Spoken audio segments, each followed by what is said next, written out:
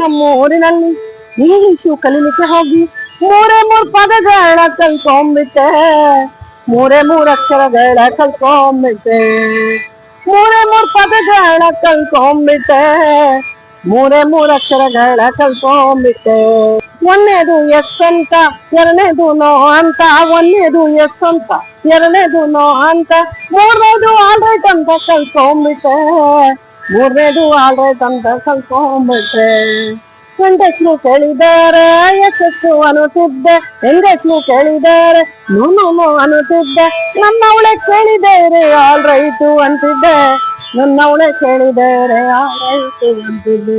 ನನ್ ಜೊತೆ ಓದವ್ರೆಲ್ಲ MBBA ಮಾಡೇ ಬಿಟ್ರು, ನನ್ ಜೊತೆ ಓದವ್ರೆಲ್ಲ MBBA ಮಾಡೇ ಬಿಟ್ರು, ಕಾಲೇಜು ಲೆಕ್ಚರ್ ಆಗಿ ಹೋಗೇ ಬಿಟ್ರು, ಕಾಲೇಜು ಲೆಕ್ಚರ್ ಆಗಿ ಹೋಗೇ ಬಿಟ್ರು. SSLC ಮೂರ್ ಸಲ ಫೇಲ್ ಆದೆ, SSLC ಮೂರ್ ಸಲ ಡುಮ್ಕಿ ಹೊಡೆದೆ, ಹಳ್ಳಿಗೆ ಮಾಸ್ಟರ್ ಆಗಿ ಬಂದು ಬಿಟ್ಟೆ, ಹಳ್ಳಿಗೆ ಮಾಸ್ಟರ್ ಆಗಿ ಬಂದು ಬಿಟ್ಟೆ.